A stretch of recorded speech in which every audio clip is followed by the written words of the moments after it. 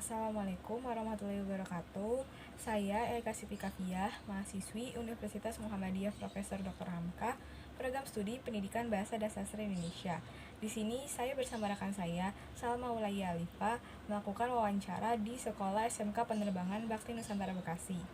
Tujuan wawancara ini untuk memenuhi mata kuliah PLP atau singkatan dari Pengenalan Lapangan Persekolahan. Narasumber yang kami wawancarai di sini ada 3, yaitu kepala sekolah, guru bidang studi bahasa Indonesia, dan alumni angkatan 2020. Berikut adalah isi wawancara kami. Yang pertama, bagaimana karakteristik umum peserta didik di sekolah ini, Bu? Gitu. Misalkan, apakah di sekolah ini tuh murid kelasnya itu antara laki-laki dan perempuan atau sistemnya itu dipisah laki-laki, kelas laki-laki dengan kelas perempuan gitu. Dan apakah murid di sini tuh berasal dari ekonomi keluarga yang mampu, cukup mampu, atau yang dari kurang mampu gitu? Ya, jadi kalau secara umum karakteristik siswa yang ada di SMK Penerbangan Bakti Nusantara, di mana dalam per kelas itu dicampur antara laki-laki dan perempuan. Ya, jadi karakteristik yang pertama itu adalah per kelas itu siswa laki-laki dan perempuan itu dicampur dalam satu kelas. Jadi ada laki-lakinya, ada perempuannya. Dan secara keseluruhan, secara ekonomi, ya siswa yang sekolah di SMK Penerbangan ya cukup mampu untuk masuk ke SMK Penerbangan. Jadi dengan kata lain yang ekonomi lemahnya boleh dikatakan sekitar 20% lah gitu. 20 sampai 30%. Jadi kalau di kelas lebih banyak laki-laki atau perempuan ya, Bu? Karena pendidikan di SMK Penerbangan Bakti Nusantara itu memakai sistem semi-militer, sehingga sebagian besar daripada siswa SMK Penerbangan itu adalah laki-laki. Jadi kalau dibandingkan laki-laki dengan perempuan,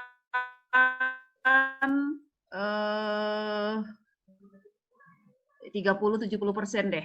Jadi 30% perempuan, 70% laki-laki. Jadi lebih banyak laki-lakinya. Ya Ibu, lanjut yang nomor 2 ya Ibu. Ya terus. Bagaimana struktur organisasi di sekolah ini dan bagaimana membuktikan hadir guru saat mengajar di sekolah? Ya, kalau struktur organisasi di SMK Penerbangan Bakti Nusantara sama dengan struktur organisasi yang lain, yang mana SMK Bakti Nusantara itu berada di bawah yayasan ya. Nama yayasannya adalah Al-Kausar Permana Karya Nusantara. Jadi induknya adalah Yayasan Al-Kausar Permana Karya Nusantara. Dan saya sebagai kepala sekolah, di bawah kepala sekolah itu ada beberapa wakil, ya ada wakil kurikulum, karena siswa itu hanya sampai dengan 200 yang wajib, wakil itu hanya 1. Ya, jadi yang ada pembantu kepala sekolah untuk wakil kurikulum. Ya, jadi untuk hubin, untuk kesiswaan, yaitu masih merangkap-rangkap judulnya. Karena siswanya, karena peraturan dinasnya memang seperti itu, siswa di bawah 200, maka PKS atau pembantu kepala sekolahnya hanya 1. Jadi yang diakui itu hanya wakil kurikulum. Ya, tetapi ada juga hubin, kita tetap hubin, ada kesiswaan, kemudian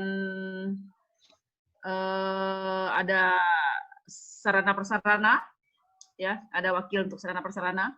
Kemudian di bawah itu ada kaprok, ya ada tata usaha. Jadi ada kaprok, ada tata usaha, kemudian wali kelas. Di bawahnya ada wali kelas. Ada kaprok, di bawah kaprok ada tulmen atau kepala bengkelnya. Nah, di bawah wali kelas, paling bawahnya itu adalah wali kelas yang menghandle siswa-siswa secara langsung. Ya Ibu, terus cara membuktikan daftar hadir untuk gurunya seperti apa Bu? Ataukah online atau sidik jari? Ya, kalau untuk sekarang, untuk daftar hadir kita masih manual. Kalau secara masih tatap muka, datang ke sekolah ya ada daftar hadir manualnya. Tapi kalau sekarang dengan pembelajaran daring, otomatis kita memakai grup WA, di mana di sana dengan guru melaksanakan KBM atau kegiatan belajar mengajar melalui online atau daring, maka absennya melalui WA bisa kita lihat gurunya aktif atau tidak, atau gurunya mengajar atau tidak, kira-kira seperti itu. Oh, berarti kalau seperti biasa manual gitu ya Bu ya? Tanda tangan ya, masih manual. Ya. Terus yang pertanyaan ketiga, jika ada pelanggaran nih Bu, apakah ada sanksi atau kayak diberi poin gitu-gitu Bu?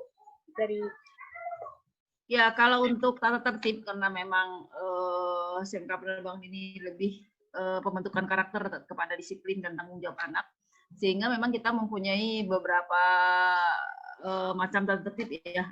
Ada tata tertib yang pakai sanksi poin ya, tapi kita juga punya buku tatib, di mana buku tatib itu adalah mengenai tata tertib umum yang harus dipatuhi oleh siswa ya. Kemudian dari tata tertib umum itu atau dari buku tatib itu diturunkan kepada tata tertib yang ada sanksi poinnya, pelanggaran yang ada sanksi poinnya. Jadi tata tertib ada lagi khusus pelanggaran-pelanggaran yang pakai poin, seperti itu. Ya, Ibu lanjutnya nomor 4. Mengenai kegiatan kayak seperti upacara bendera di sekolah, apa hanya dilakukan di hari Senin saja, atau mungkin bisa diganti di hari lain, atau ada penurunan bendera? Ya, jadi kalau untuk upacara bendera ini berkaitan dengan memang bela negara. Upacara bendera secara resmi itu akan diadakan seminggu sekali setiap hari Senin dan pada peringatan-peringatan hari besar nasional. Kemudian untuk tiap harinya ada apel pagi dan apel sore atau apel siang, yang mana pada apel pagi itu ada penaikan bendera dan pada apel siang nanti setelah pulang sekolah akan ada penurunan bendera. Jadi penurunan bendera itu atau penaikan bendera setiap pagi dan setiap hari ada penaikan dan penurunan bendera. Dengan seremonialnya adalah apel pagi dan apel siang seperti itu. Terus kan di sekolah tuh ada kegiatan rutin gitu seperti ekstrakurikuler ya Bu ya. Pelaksanaannya tuh sebelum ada pandemi sama setelah ada pandemi tuh gimana Bu? Ininya. Kalau ekstrakurikuler di SMK Penerbangan itu ada berapa macam ya? Ada sekitar 6 ekstrakurikuler. Yang mana kalau sebelum pandemi itu setiap hari dibagi. Jadi setiap hari, kalau hari ini misalnya hari Senin itu English Club, Paskibra misalnya, Selasa English Club, Rabunya futsal, kemudian Kamisnya kesenian, misalnya kan Jumat ada ekskul lain, itu pada saat sebelum pandemi. Nah, untuk ya, belum, karena juga tahun pelajaran baru lebih kurang 3 minggu sekolah, kita belum mulai lagi untuk ekstrakurikuler. Kira-kira seperti itu. Jadi belum dimulai lagi untuk pelaksanaan ekstrakurikuler di semester gasal ini. Tapi kalau sebelum pandemi, kita membagi ekskul itu dengan ekskul wajib dan ekskul pilihan. Kalau ekskul wajib, semua peserta di kata siswa itu wajib mengikuti ekskul tersebut. Yang kita wajibkan adalah untuk English Club, kemudian dan paskib. Itu wajib. Ya, itu wajib. Yang lain ya pilihan. Ya, Ibu lanjut. Apakah ada pembiasaan atau kebiasaan seperti sebelumnya seperti literasi, tadarus di sekolah? Terus kalau jika ada pada saat pandemi itu kegiatannya seperti apa? Apakah tetap dilaksanakan? Ya, kalau sebelum pandemi, yang namanya literasi itu kita adakan memang boleh dikatakan setiap hari ya, karena nanti diterapkan juga di kelas, setiap mata pelajaran itu harus mengakomodir untuk ada literasi di awal pembelajaran. Tetapi yang khusus kita adakan hari literasi itu, ada hari khususnya juga setiap hari Kamis ya. Setiap hari Kamis itu kita mengadakan literasi selama 1 jam lebih kurang ya. 1 jam. Ya, literasinya 1 jam. Itu pembiasaan pada saat sebelum pandemi. Nah, untuk sekarang juga tetap ada literasi, tapi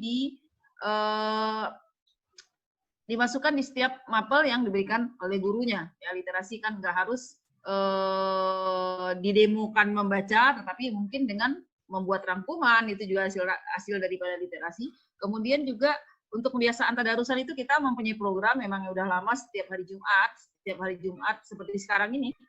Itu dari mulai jam 7:30 sampai jam 9, itu agendanya adalah tadarusan atau kita sebut dengan Jumat mengaji. Ya, jadi Jumat mengaji itu di sekolah kita itu merupakan satu pembiasaan yang memang kita berikan. Ya, Ibu lanjut pertanyaannya ya, Bu. Ya. Pertanyaan yang pertama, setelah adanya pandemi ini, sistem pembelajaran kan dilakukan secara daring.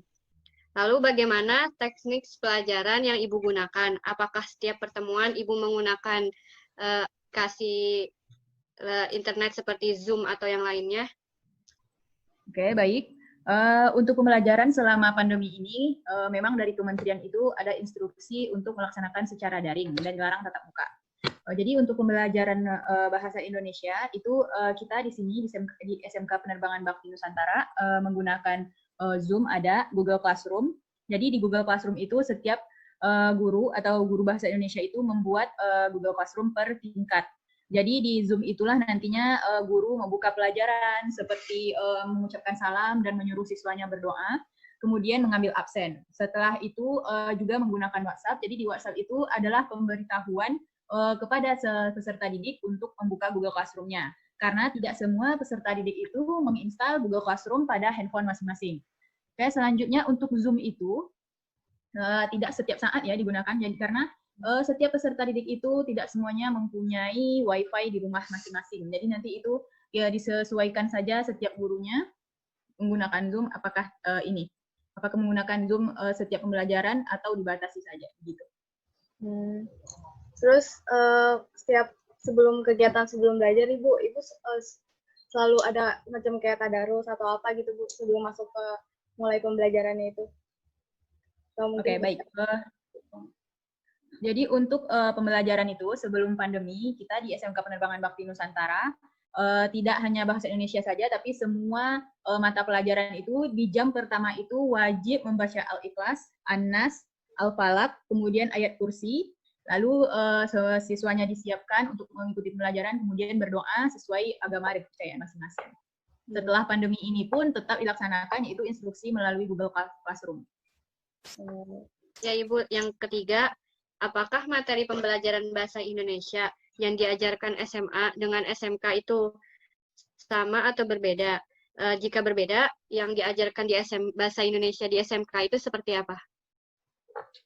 Oke. Untuk pembelajaran KI dan KDA itu kompetensi inti dan kompetensi dasar untuk SMA maupun SMK dari dinas itu sama ya, tapi selanjutnya guru masing-masing itu menganalisis, menurunkannya menjadi silabus, jadi gurunya itu menganalisis sesuai dengan kebutuhan peserta didik masing-masing. Setelah mereka menganalisis silabusnya, kemudian diturunkan menjadi RPP. Jadi di dalam RPP itu nantinya akan ada kata kerja yang sesuai dengan tujuan ataupun indikator yang ingin dicapai guru tersebut sesuai dengan keadaan peserta didik. Perbedaannya dengan SMA, kalau dengan SMA itu mungkin gurunya lebih banyak mengarahkan siswanya itu untuk bisa menganalisis suatu bacaan. Karena nantinya mereka itu akan melanjutkan ke perguruan tinggi. Sedangkan untuk SMK itu lebih ke bahasa Indonesia yang praktis dan mereka lebih mudah memahaminya dengan cepat, kemudian mempraktikkan sesuai dengan tujuan pembelajarannya. Berarti dari itu.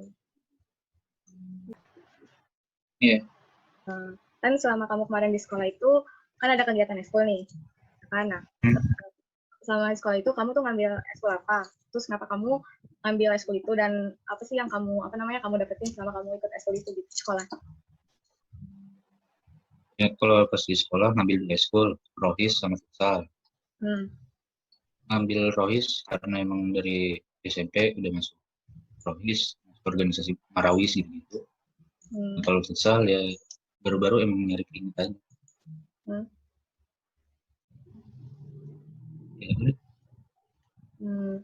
terus kan setelah lanjut ya, setelah ada pandemi ini kan sekolah tuh dilakuin di rumah kan, daring melalui apa ya? Nah, apa sih gimana sih kegiatan kamu di SMA gitu belajar daring di rumah gitu? Terus kamu tuh ada kendala apa aja gitu sama belajar di rumah?